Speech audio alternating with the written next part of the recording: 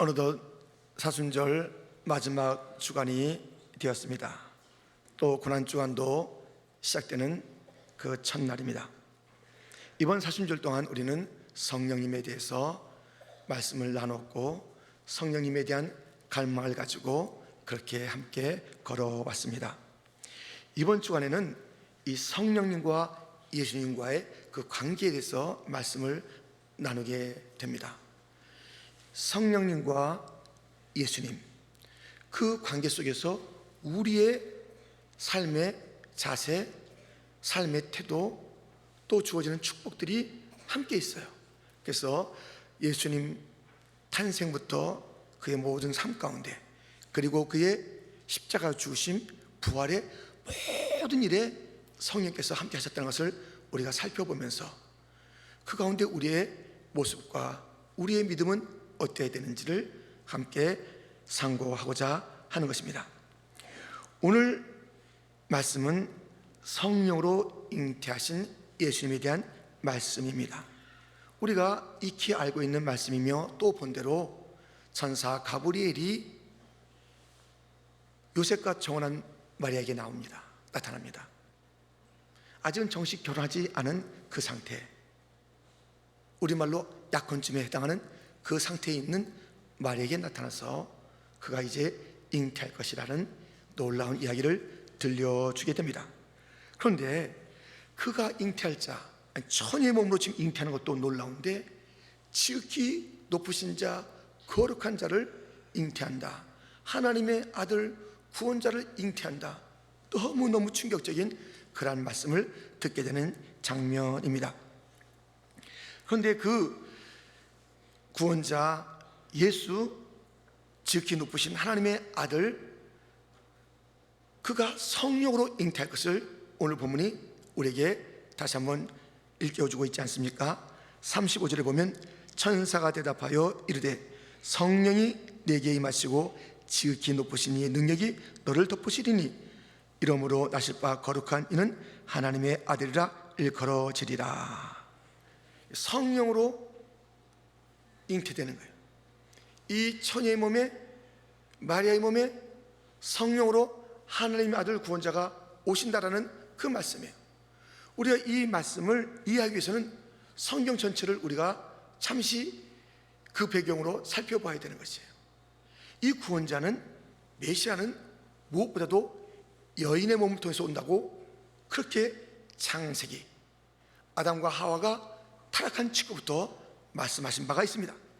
창세기 3장 15절에 보면 내가 너로 여자와 원수가 되게 하고 네 후손도 여자의 후손과 원수가 되게 하리니 여자의 후손은 네 머리를 상하게 할 것이요 너는 그의 발꿈치를 상하게 할 것이니라 하시고, 그 여자의 후손으로 마귀를 다 쳐부실 그 구원자가 오신다는 것이에요. 그런데요, 이제 여자의 몸을 통해서 메시아가 오시는 것은 정해졌어요. 그런데 지금 타락 이후 아닙니까? 타락 이후에 지금 하나님께서 약속하신 거라고요, 말씀하신 거라고요. 여자의 몸으로 메시아가 오는데 이 여자의 몸으로 올 때 문제가 생기는 거예요.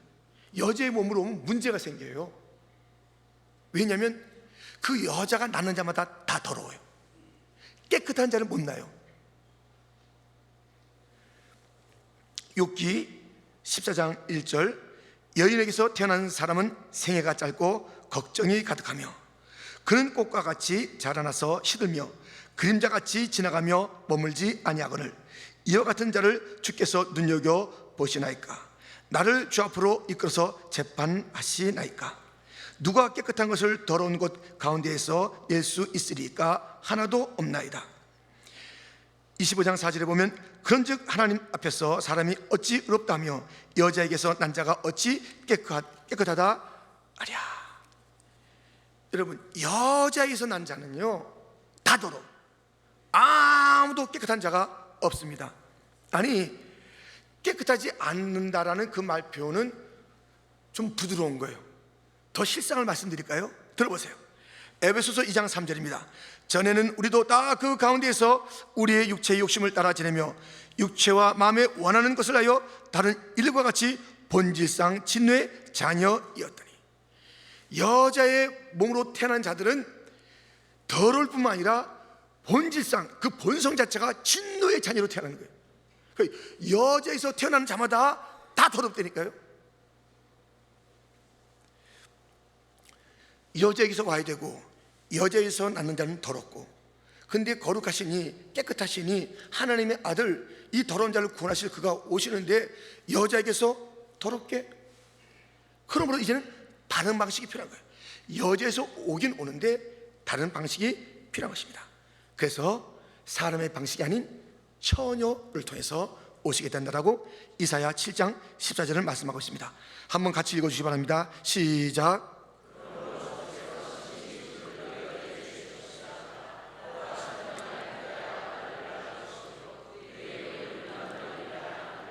아멘. 여자에게서 오는데 더럽지 않기 위해서, 본질상 진노의 자녀로 오지 않기 위해서, 그가 구원자로 오시기 위해서는 어떻게 했다고요? 처녀를 통해서 와요. 그러니까 여자는 이제 맞잖아요. 그런데 처녀가 이 일을 이루게 되는 것이에요. 지금 오늘 본문은 가브리엘이 마리아에게 수태고지, 이제 내가 임신하여 아들을 낳을 것이라 라는 그 이야기를 이 가브리엘이 하잖아요. 그러면서 성령으로 잉태할 것을 이야기하고 있잖아요. 이 사건은요, 사실 다니엘이 이미 들었던 이야기예요. 여러분 아세요? 다니엘에게도 가브리엘이 나타나서 이와 같은 맥락의 말씀을 한 겁니다. 다니엘 9장 21절과 24절에 보면, 곧 내가 기도할 때에 이전에 환상 중에 본 그 사람 가브리엘이 빨리 나서 저녁 제사를 드릴 때의 즈음에 내게 이르더니, 내 백성과 내 거룩한 성을 위하여 이런 이래를 기한으로 정하였나니 허물이 그치며 죄가 끝나며 죄악이 용서되며 영원한 의가 드러나며 환상과 예언이 응하며 또 지극히 거룩한 이가 기름 부음을 받으리라. 놀라운 이 구원자가 임하는데 기름 부음을 받는다. 이게 누가 얘기하냐면 가브리엘이 이 수태고지가 여기 처음이 아니에요. 다니엘에게 이미 임한 거예요.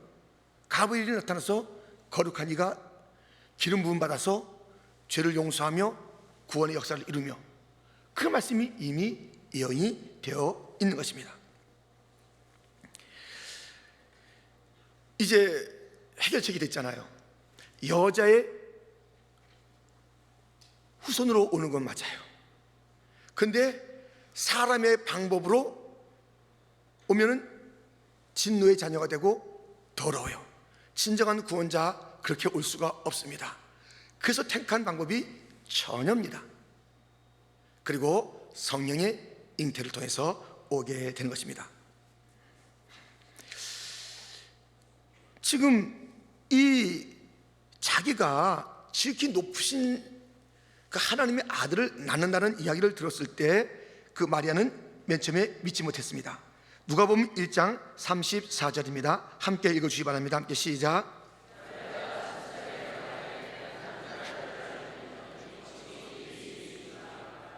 믿지 못했어요. 처음에는 믿지 못했어요. 나는 사람, 내가 남자를 알지 못하는데 어떻게 내가 누구를 낳는다고요? 큰일 날 일이죠. 정원한 요셉에게도 큰일 날 일이고 주변 동네에도 큰일 날 일이고, 이건 큰일 날 일이에요. 이게 무슨 말씀이에요? 아무리 거룩하신 하나님의, 그리고 또 그것이 자기에게 지금 이 모든 게 지금 너무나도 이해할 수 없는 방법이기 때문에 그는 믿지 못했습니다. 어떻게 이런 일이 있을 수 있겠습니까? 그런데요, 그 가브리엘이 계속 그에게 말하는 거예요. 성령께서 역사하신다. 그 말을 했을 때요, 그 마음이 바뀌기 시작했어요. 그래서 겸손히 그 말씀을 받아들이는 그 장면이 오늘 본문에 있지 않습니까? 누가복음 1장 35절, 천사가 대답하여 이르되 성령이 네게 임하시고 지극히 높으신 이의 능력이 너를 덮으시리니 이름으로 나실 바 거룩한 이는 하나님의 아들이라 일컬어지리라. 보라, 내 친족 엘리사벳도 늙어서 아들을 배었느니라.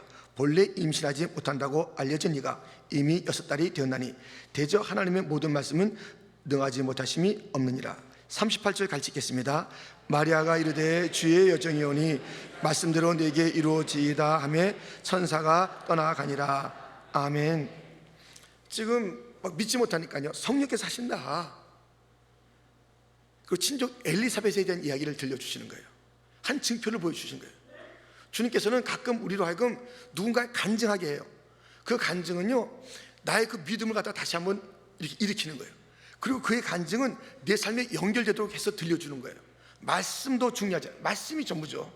그렇지만 그 말씀이 이루어진 현장, 그 현장의 이야기가 삶의 정화에서 나오잖아요.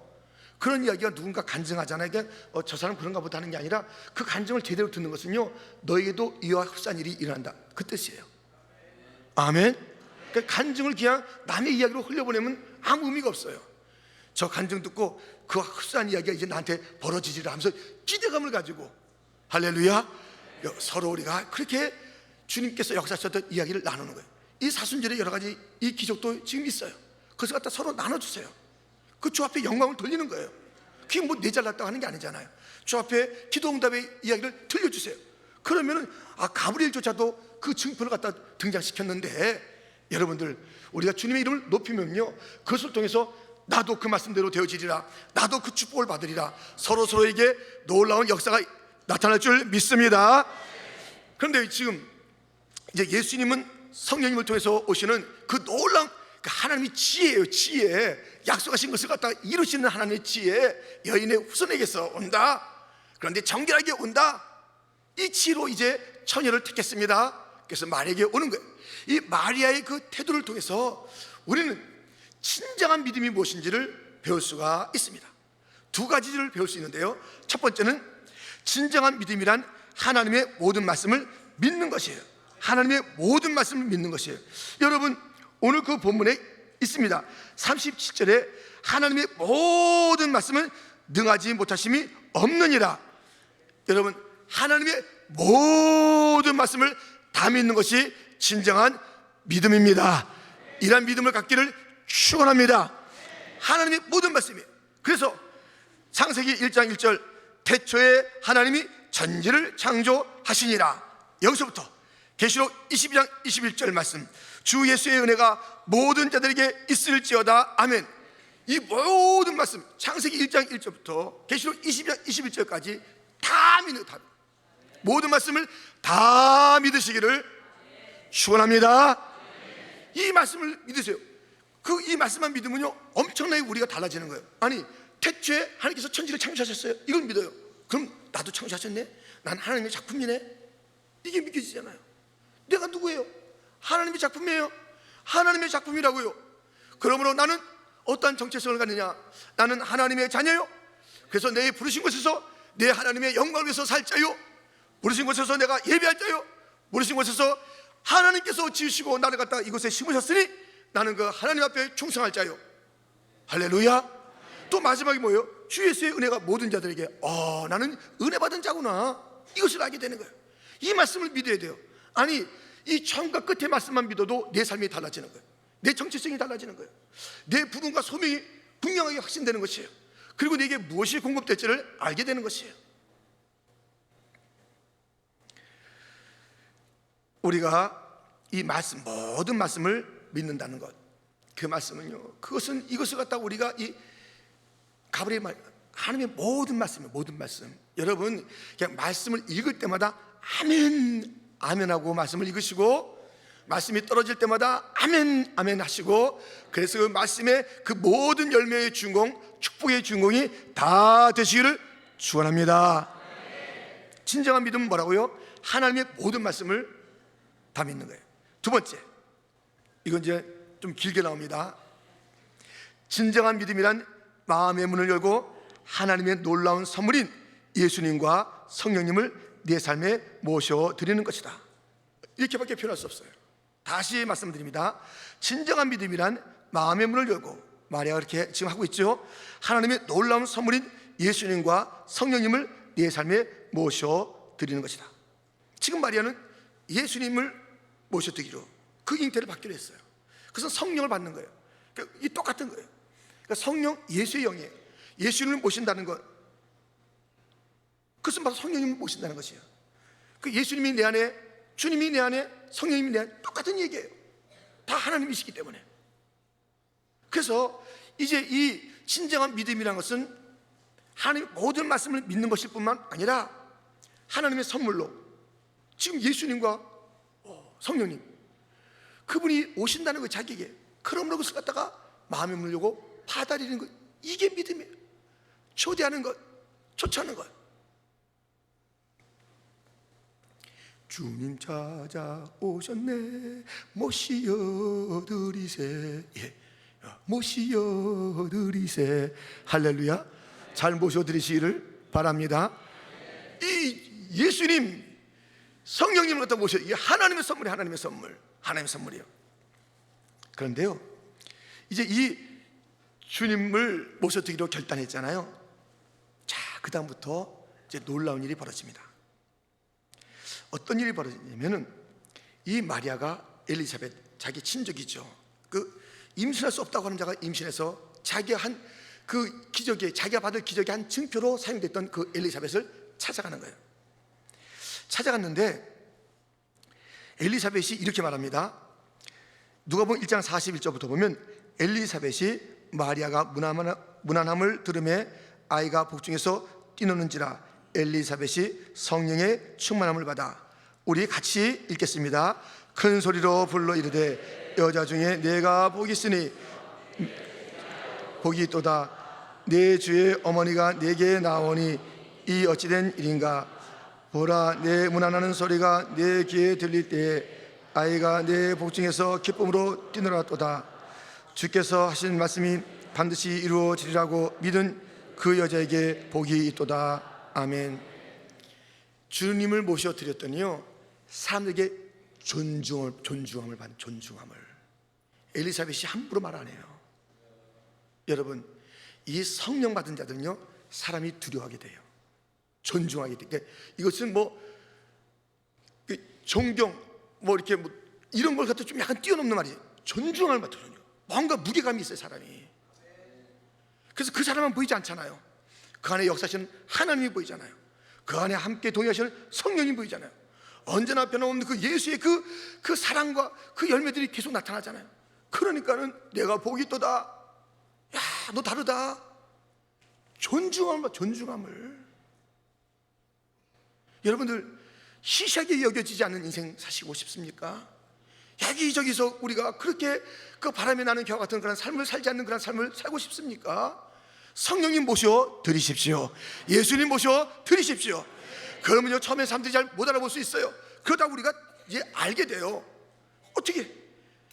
누군가 어떤 손님이 우리 집에 왔으면 그것이 티가 나잖아요. 누군가 귀한 손님이 왔으면 막 조심하게 되잖아요.